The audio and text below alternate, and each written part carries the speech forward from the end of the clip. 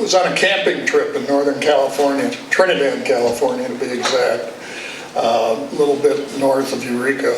My wife Angie, myself, her brother Tim, and his wife Jeanette. And we had a lot of luggage and coolers, and so we rented a van to take us on our trip.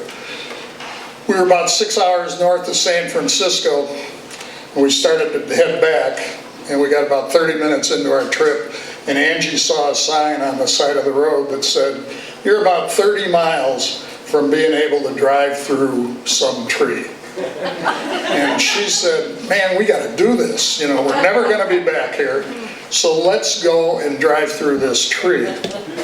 So we headed off to wherever it was. About 45 minutes later, there we were at the entrance to this tourist attraction that you can drive through one of those big sequoias or redwoods, whatever.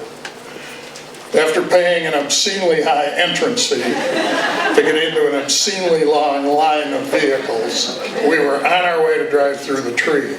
As you're sitting in that line, you look at things a little differently, and one of the things I learned in that line is that you really can see the forest through the tree.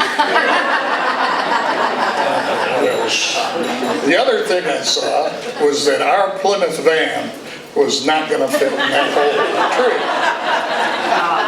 So I mentioned this to the van mates, and they said, "Oh no, you know, it's going to be fine. You're just afraid. Don't be a scaredy cat. We're going to make it." So we kept going, and I'm looking, and it's, I don't know, this isn't going to work.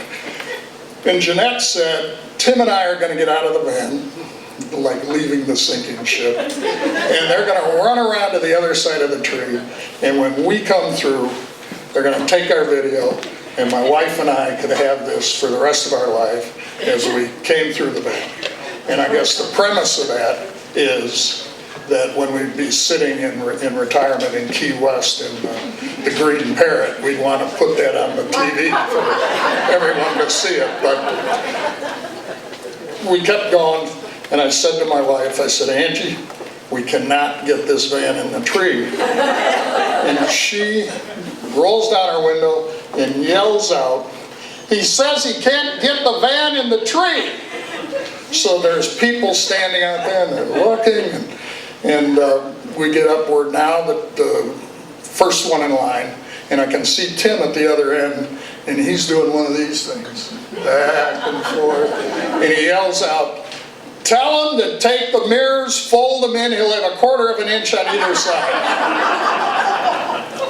So Angie says to me, "Fold in the mirrors, you'll have a quarter of an inch on either side."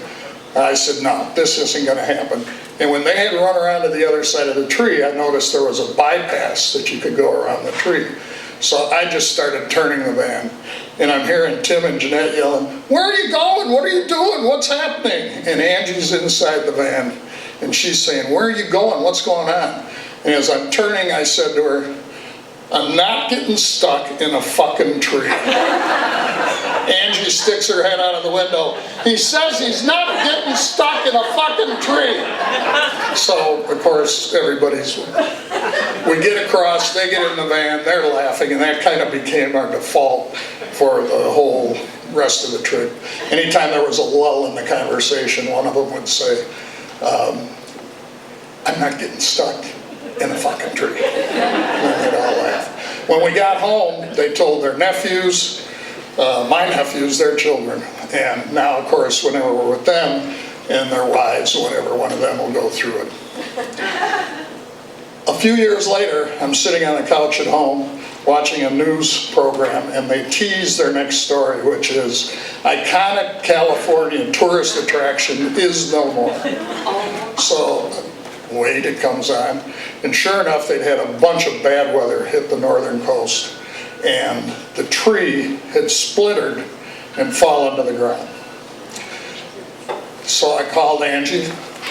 She answered the phone. I said, "You're welcome." She said, "Well, what did I do?" I said, "Well, you didn't do anything, it's what I did." And she said, "And what is it you did?" I said, "Well, you remember that tree that I wouldn't drive through? It splintered last night and fell down."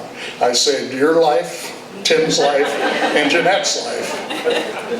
And so she immediately, I can hear her on the phone, you can hear the, she's on the computer, because we kind of have this relationship that is trust but verified. Our own personal glasnost, She goes, oh, you're right, it did. And that keeps going, and it goes over to, she says, oh, I'm gonna text Jeanette and tell her about it. And Jeanette answered immediately. She said, oh no, now I'm not gonna be able to drive through that fucking tree.